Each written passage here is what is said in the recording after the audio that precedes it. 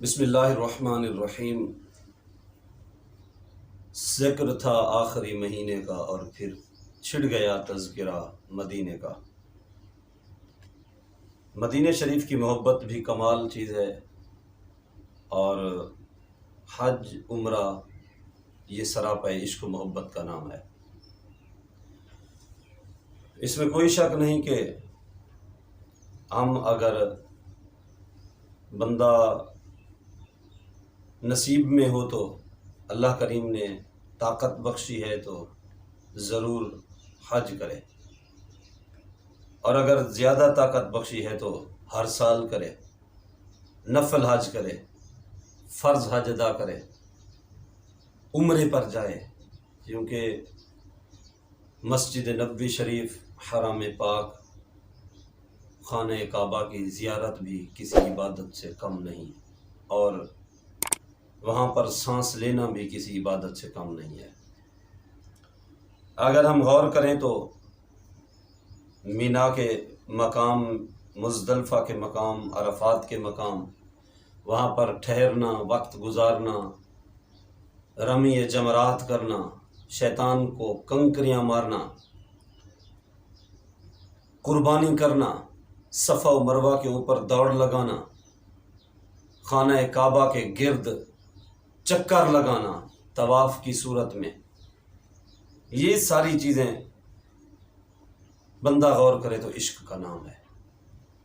ویسے بندہ غور کرے تو عقل میں نہیں آ سکتی یہ چیزیں، لیکن عشق ان کو قبول کرتا ہے، اور سراپے کسی کی ادا کو ادا کرنے کا نام ہی تو عشق ہے، اور ہمارا تو دین اسلام جس کی بنیاد عشق پر ہے۔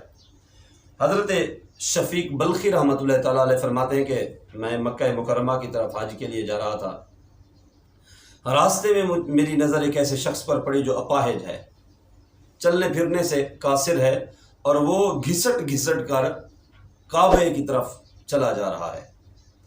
میں اس کے قریب گیا اور اس سے پوچھا، بھائی کہاں سے آ رہے ہو؟ تو اس نے کہا کہ میں سمرقند سے آ رہا ہوں۔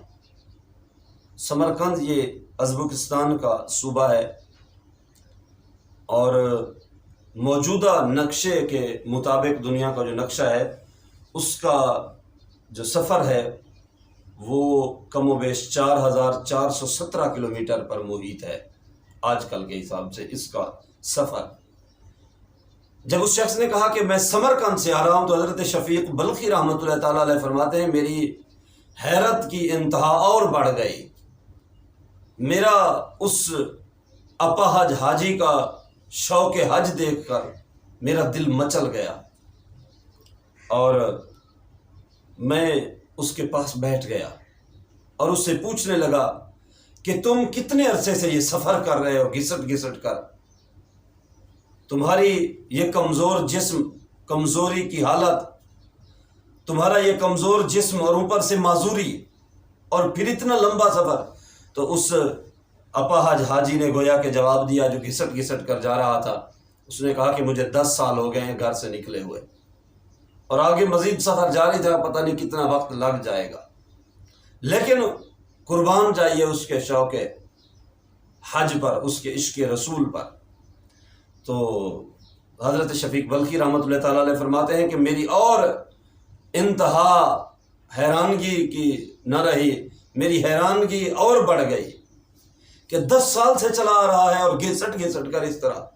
تو میں نے اس سے کہا کہ اس شوق میں تمہاری کمزوری اور تمہارا یہ معذور پن آڑے نہیں آتا، تمہیں اس سے روکتا ٹوکتا نہیں ہے؟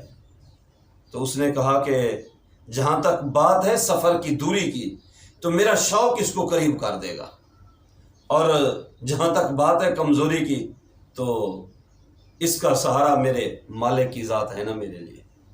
تو اس کا جواب سن کر عشق سے سرشار یہ جواب، عشق میں ڈوبے ہوئے اس کے یہ الفاظ، حضرت شفیق بلخی رحمۃ اللہ تعالیٰ علیہ فرماتے ہیں تاثیر کا تیر گویا کہ بن کر میرے سینے میں پیوست ہو گئے۔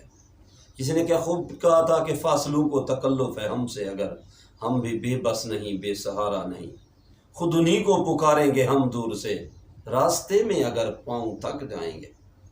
تو بہرحال یہ ایک اس اپاہج جو چلنے پھرنے سے قاصر ہے اور گھسٹ گھسٹ کر کبھی گھٹنوں کے بل تو کبھی ایڑیوں کے بل تو کبھی کوہنیوں کے بل وہ چلا جا رہا ہے۔ اللہ کریم کی ذات یہ ان لوگوں کے لیے، بالخصوص ہم جیسے لوگوں کے لیے اس میں بڑی عبرت کی بات ہے۔ اللہ کریم نے جن کو نوازا ہے وہ 10 سالوں کا سفر طے کر کے جا رہا تھا اور آج چند گھنٹوں کا سفر نہیں کر پاتے ہمارے لوگ۔ اللہ کریم نے نوازا ہے تو ضرور ہمیں حج کرنا چاہیے۔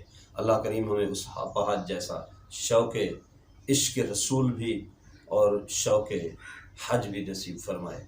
آمین بجاہ النبی الامین وصلی اللہ علیہ وسلم۔